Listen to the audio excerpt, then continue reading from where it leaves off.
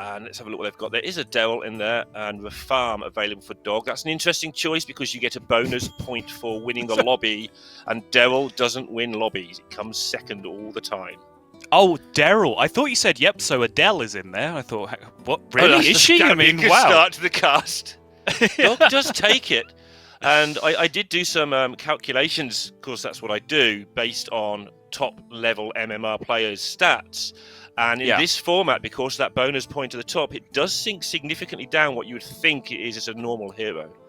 Yeah, because Daryl is a very common second to third place hero, as you say, but a little bit rarer to pick up those wins. I think that is overstated a little bit. I'm not going to argue with it too much because it is certainly what the stats bear out.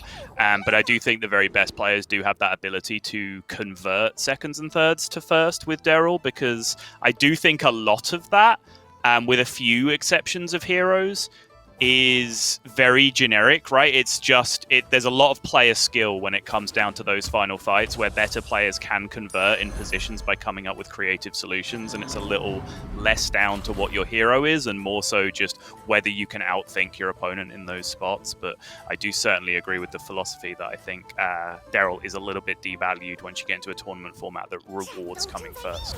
Yeah, particularly when it's up against the farm as a choice, which is a lot more volatile. But Dog making the call, and also, from the Americas' point of view, if Dog just comes second, let's say that's the sort of default answer with Daryl, that's fine, right? The team around him will just rack up an average number of points at least. He should be fine with that good start. All right. Simi, we're listing her as Noffy because that is what she requested, but she wants to be talked about as Simi. Already on an early hook toss decision on how to proceed, how long to stay on tier 1 with this board.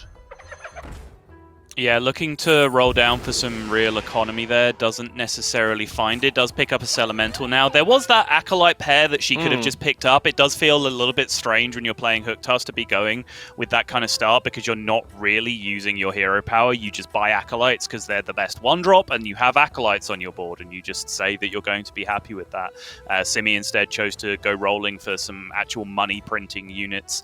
Murloc's out, as you can see up on the bands at the top, but Beast still in.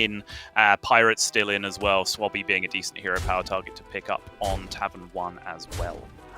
Sun with the double Weaver start, and if the last few days are anything to go by, she won't see a demon in the next 12 shots. She, so I was looking at her Twitter a little bit.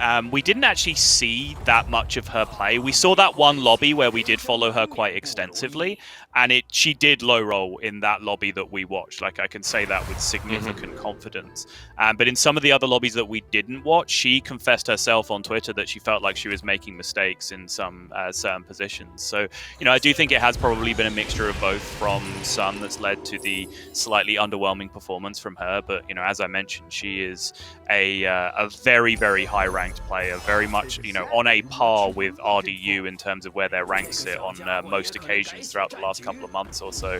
Slysssa here, though, picking up a beautiful Cathy here as we go into the new Mal'Ganis, the immune demon that you can use to really scale those Jessies up as hard as possible. That is the dream triple to find there.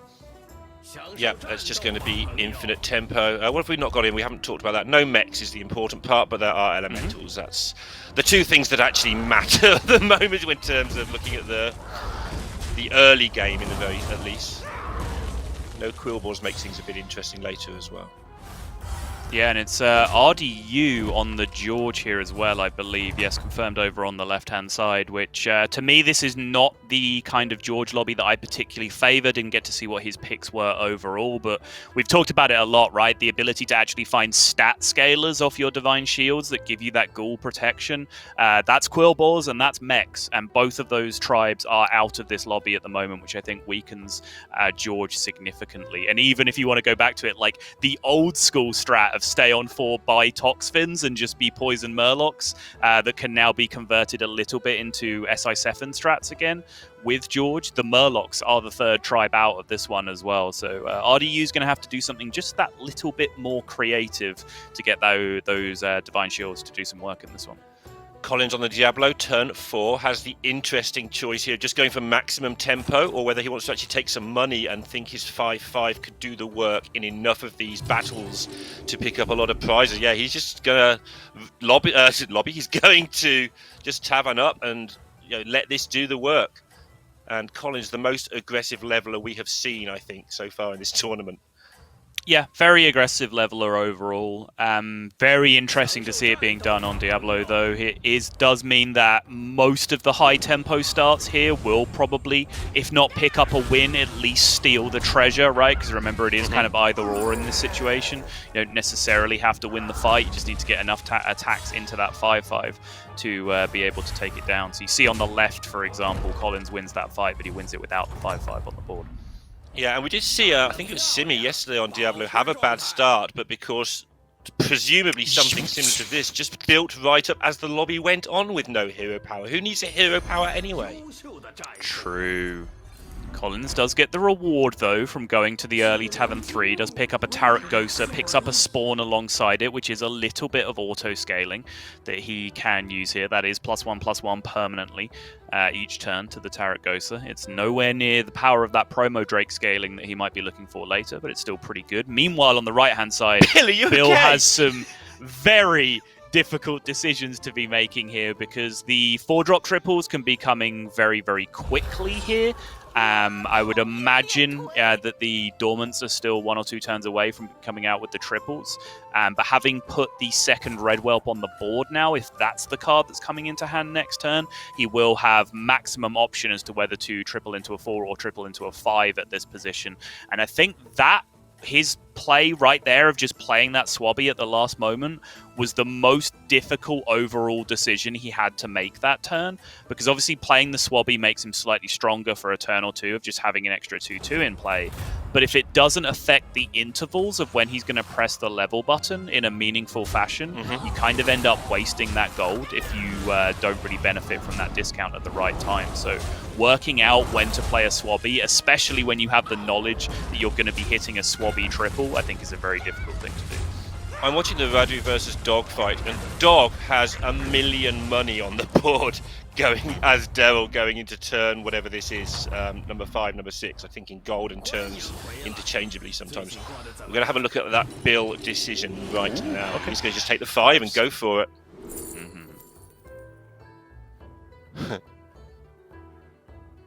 We saw mediocre work.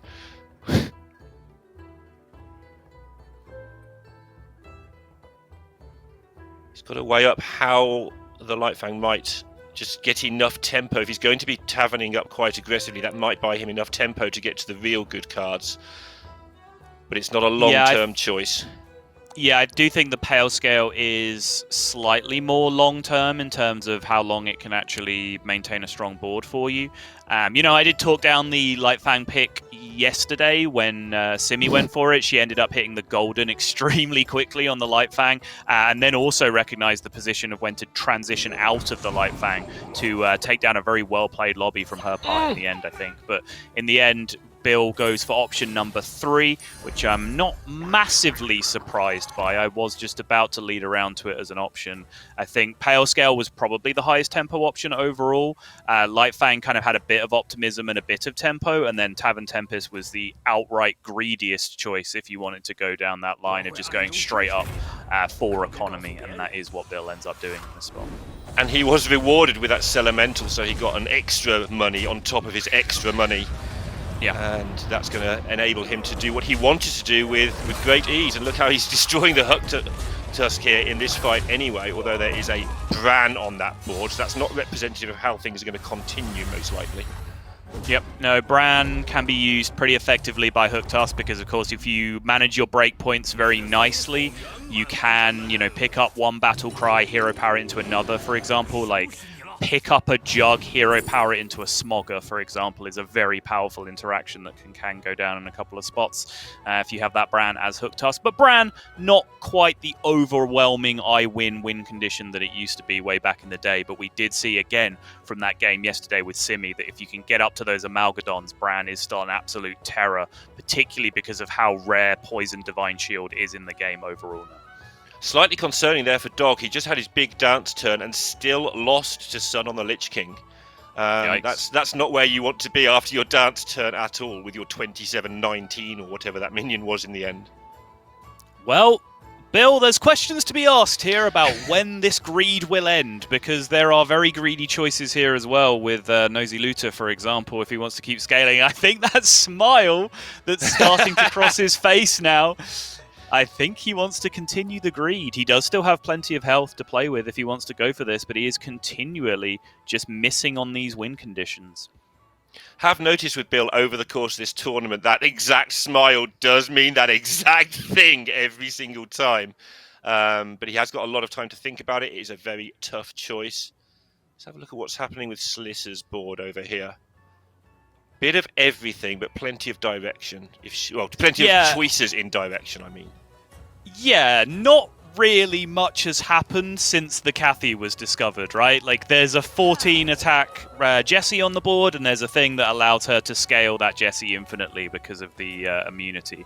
Outside of that, everything is still a little bit much of a muchness, but as you say, the double parrot does at least create some interesting options later in the game if she wants to go big minions or poison scam, plus the golden parrot, golden selfless, that kind of thing. She can go for that. If she starts to pick up more high power beast pieces with great wolves or power scales or whatever else that she can use with the parrots instead, then she can lean into that if she wants. But right now she is just living the luxury because she got that super powerful start with Golden Jessie early on, so that's really giving her the freedom to take the time to set up something else. Over on the left-hand screen, Bill did bail. He picked up the Nadina and just decided to have the tempo for now, and it's turned out to be a decent decision, taking 7 instead of 7 million by the look of things. So yeah, I mean, a little.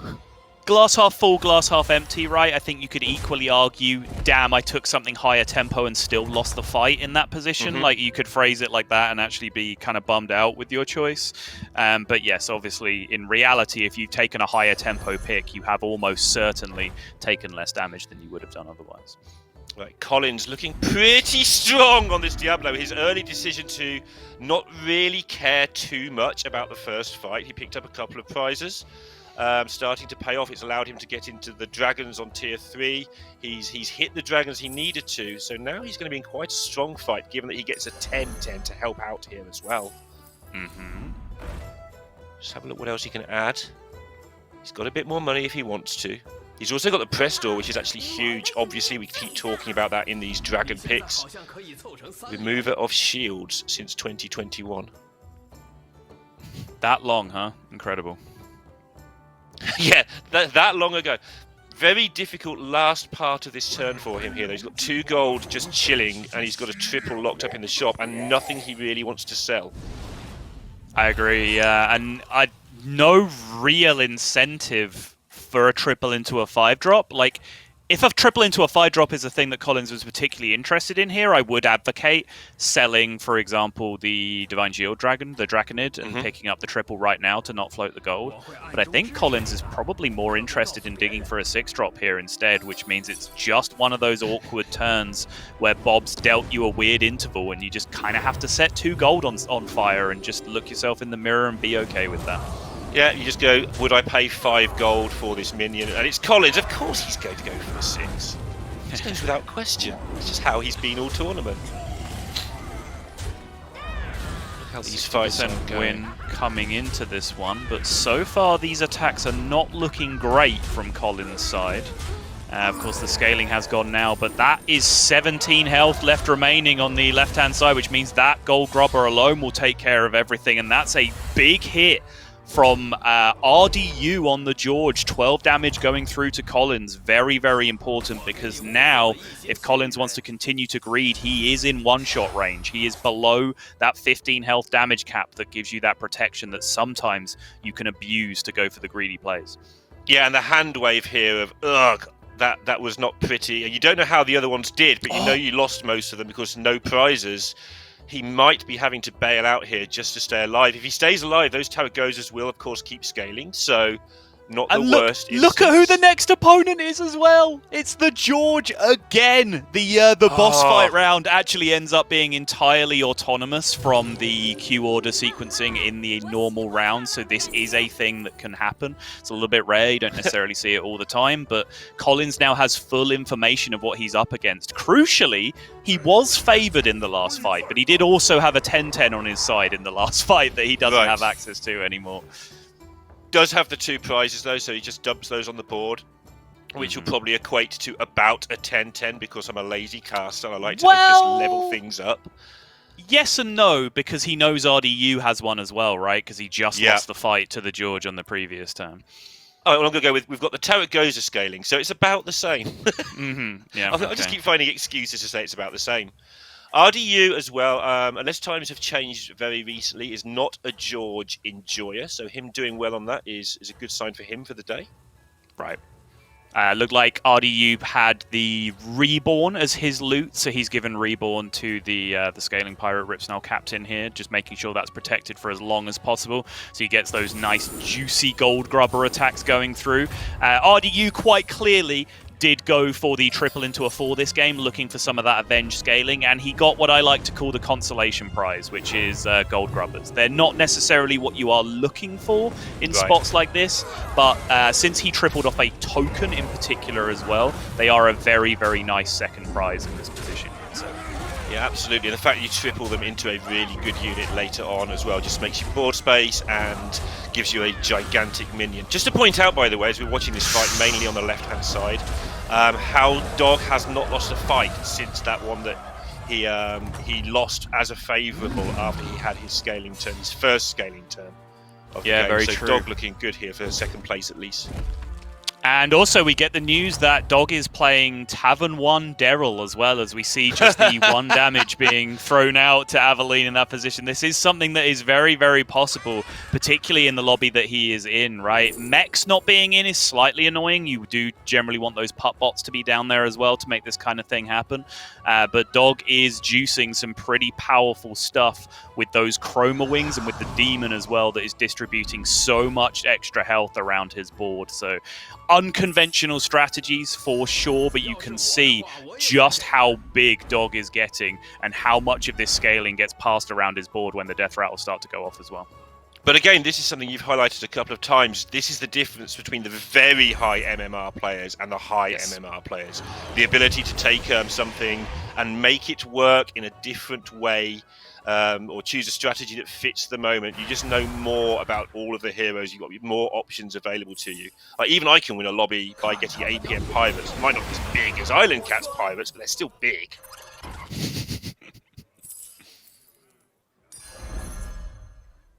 Slyssa's luxury time ran out a turn or 2 ago by the look of things. She still has 1 giant minion, but who doesn't right now?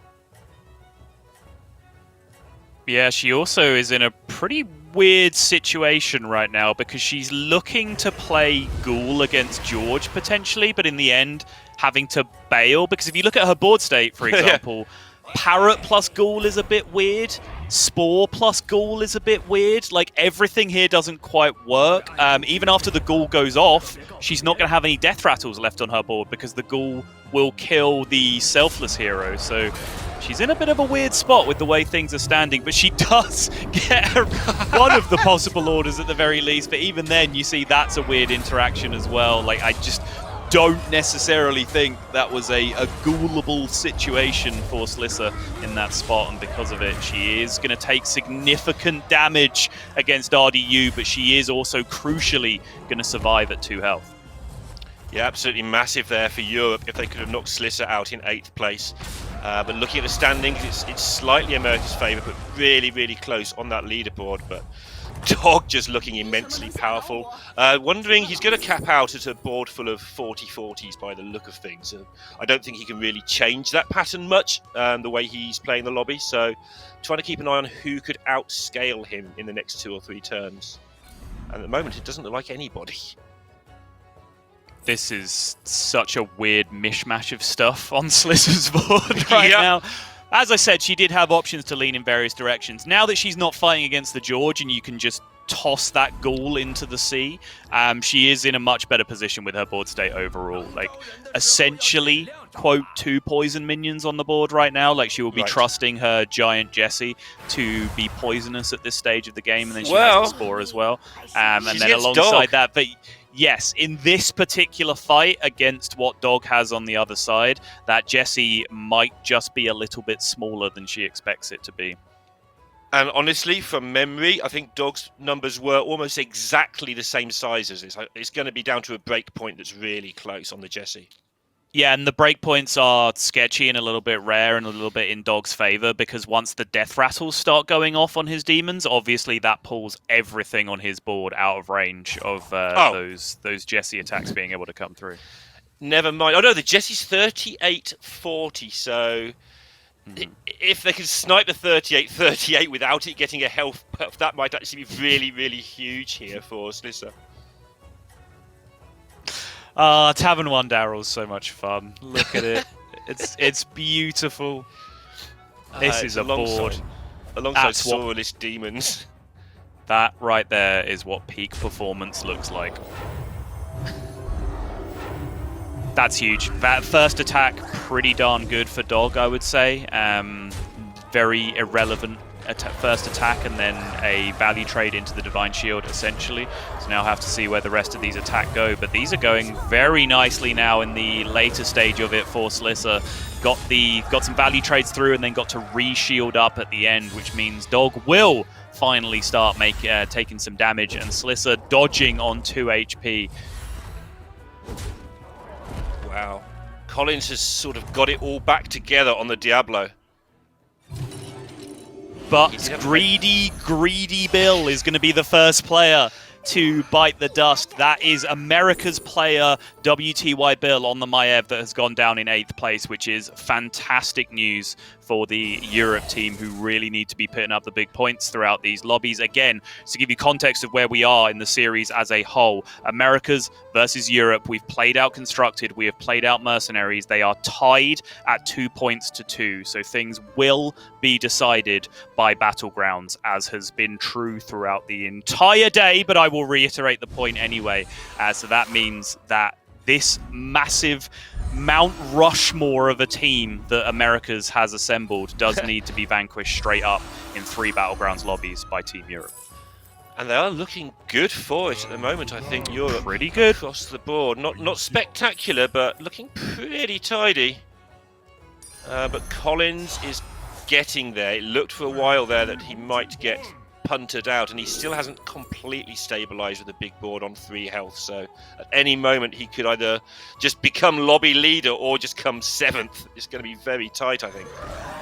Yeah, this is a big fight coming up right now, actually, that we're looking at in the head-to-head, because the actual direct challenge fight for the Diablo is Avalyn on the Panda, and they do have boards of, fairly similar power level here. Av, though, has the Nadina available. Even though Collins has much greater scaling, like, offer me one of these 2 boards for the long term, I will bite your hand off to get Collins' board over what Avalyn has going on. But the fact that Avalyn has those extra Divine Shields going on with the Nadina, and that this is the fight for all the marbles as to whether Collins is going to live here, I think is a really, really big deal. I'm really excited by Simi's board here. She's got the 3 poisons and she's got the Reborn Maexna going on against all the stats that the Americas have put together.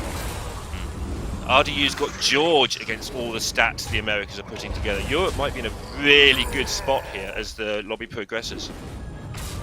This fight, in the end, is very favoured for Collins. Looking at the way it pans out, it makes sense. That taunt that he has on the far right was actually very nice, because it meant that none of Avalyn's high attack dragons could that's pretty funny, the double Nadina drop off the gas coiler, but it meant that none of Avalyn's high attack dragons could actually attack relevant minions with their Divine Shields, and it gave more attackers initiative over to Collins, and Collins had the Pyro Drake coming through, right? So every time Collins got to attack, he was in fantastic shape because he got to cleave off one of those Divine Shields with everything. He's killed everybody, Solid. He killed Sun. Who else did he kill? He killed Slysssa, and he killed...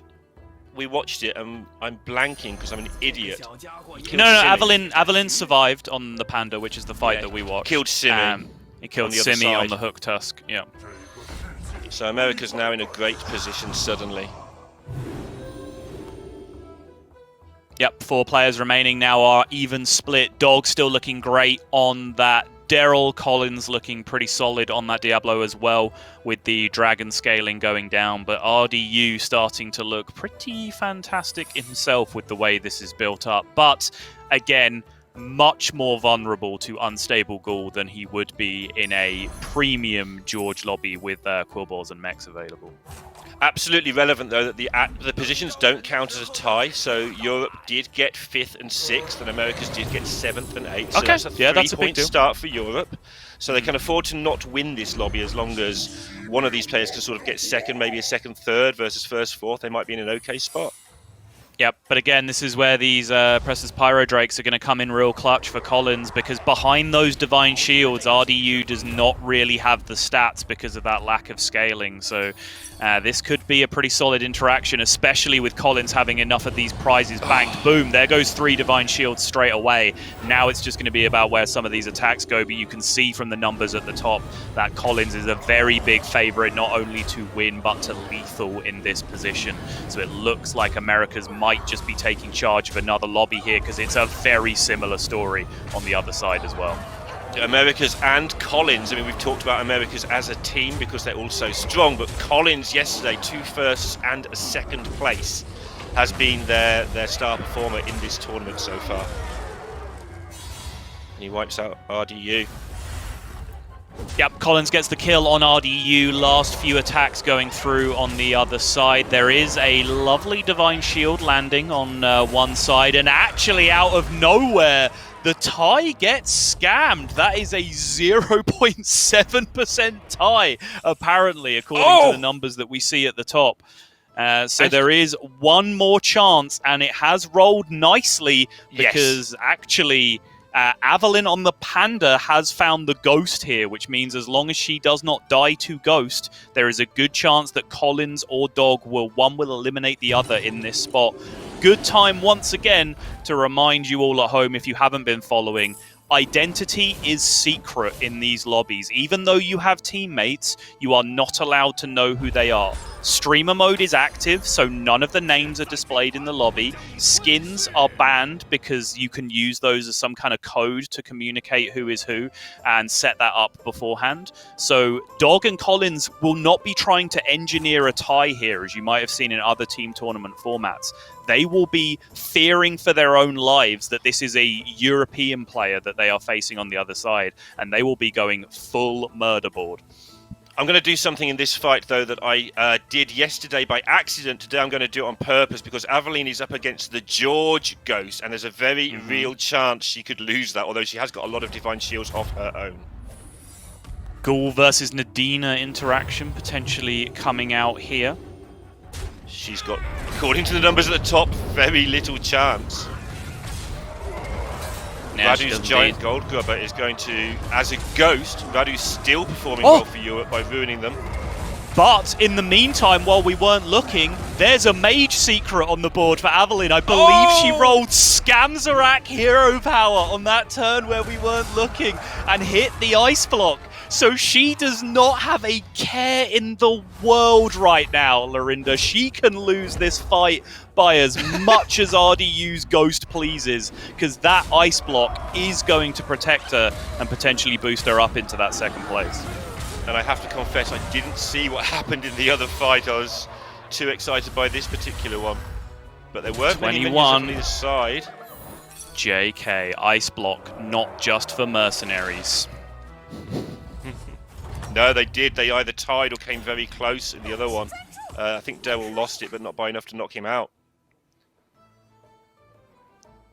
So we are back to the well once again. Av trying to decide between Tess and Sneed in that spot. Just knowing what was on RDU's board, I can't really see any particular value to the Tess in that position. So getting another 6-drop on your board does make the most sense. But she just kind of has some fairly mediocre Kalagos scaling at this point. Even with 2 Kalagos on the board at this point in the game, the scaling just doesn't really get there, right? Like, what are you going to play? 3 or 4 battle cries over the course of a turn? So plus 6/6, plus 12/12 maybe, or plus 8/8 if you're particularly lucky with the way things roll down. In comparison to what Golden Kalagos and Promo Drake on the other side is doing for Collins, in comparison to what Dog can even dump on his board, right, in terms of Daryl scaling. Probably not going to be enough to get there for Avalon. She's going to need almost exactly the Nadina to go first, and then Collins' big minion to crash into the Divine Shielded Chroma Wing, and then she might still not be in the lead, but she'll have a chance in that situation. Yeah, Dog doing the smart thing here as well, I think, holding on to the Ghoul. He bought this on the previous turn, seeing that his opponent was Dragons, and expecting to have to deal with Nadina. That actually wasn't the case in the fight that he had against Collins, as it turns out, although, again, he wouldn't have known that. But he's now hanging on to it, because Ghoul is just good for the rest of this lobby now, right? He has Ghoul against this George for the Ghost fight. He then has Ghoul again for whichever one of the other players is remaining, and he knows, again, that both of those are Dragon players. So even if he didn't see Nadina previously, he knows that Nadina will be a thing that they are both looking for. So I would imagine Dog is looking to keep hold of this Ghoul for the long term. It's the most RDU thing ever to get knocked out and still be the highlight of the next 2 fights. But Aveline does finally succumb to the Diablo, so it is going to be an America's 1-2, but it's also an America's 7-8, which means they'll have a very tiny lead going into the second lobby. So a Europe 3-4-5-6 is just a Europe sandwich, the way this lobby is broken down. And so here we are again in this scenario where the 2 players will certainly be trying to big brain this last fight as much as they possibly can to try and bring it home. But in the end, it's not going to matter too much. They are just fighting for pride in this position. Shout out to the comp that Dog has ended up with here. This is very, very nice to see. A little break from the norm, at least in terms of what we've been seeing from comps so far throughout the tournament, staying on Tavern 1 for an extended number of turns, picking up this very, very silly board state, and then using that tempo to go up in levels to find birds, to find Baron, to find Divine Shields, to really pay that off and bring it home. I think he's put together a very nice comp and a deserved top 2 in this lobby.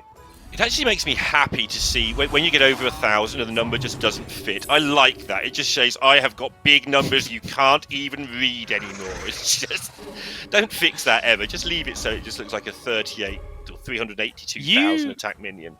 You didn't play Froggy's meta, right? I didn't, no. That one entirely? Yeah, okay. I think most of us who played that meta have had our fill of giant 5, 6, 7, 8, 9, 10, 11, 12-digit numbers, 23-digit numbers. Really depends how much patience you had for watching Frogger fights.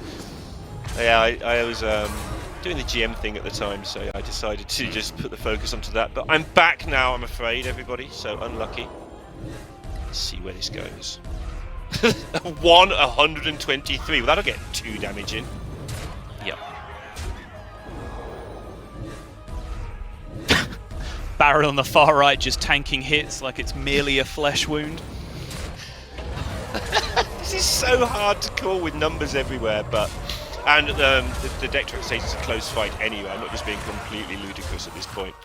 Yeah, just eyeballing it from the start, I think how many of the birds got to go off on the initial attacks was one of the big deciding factors. But actually, things have changed significantly, and 1-6-72 does not beat a 40-40. I'm sorry, I can do this maths. I could hear Collins laughing through the silence. Is everything okay? Hello? Oh. Hello? What are you worried about? I just heard a massive sort of boom. I thought you'd fallen off your chair laughing or something, but we're good. No!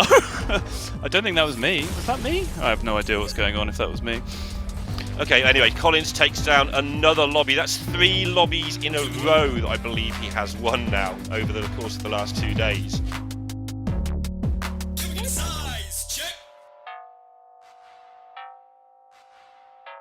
What does that mean?